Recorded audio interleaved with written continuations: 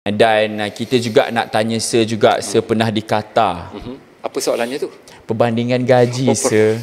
Secara jujurnya. Kena jujur lah, Sir. Ya, of course. Kita tak boleh tipu adik ni. Bercakap tentang tangga gaji lah secara umumnya.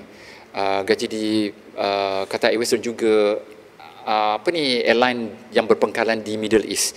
Qatar Airways, Etihad, Emirates, Saudi Air, Gulf Air, Kuwait Airways, Oman Air, Etihad Airways.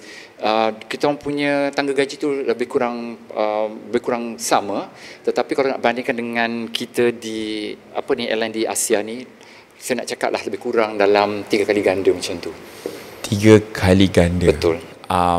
Secara average white body crew dapat lebih kurang 5,500 di Malaysia, di region ya?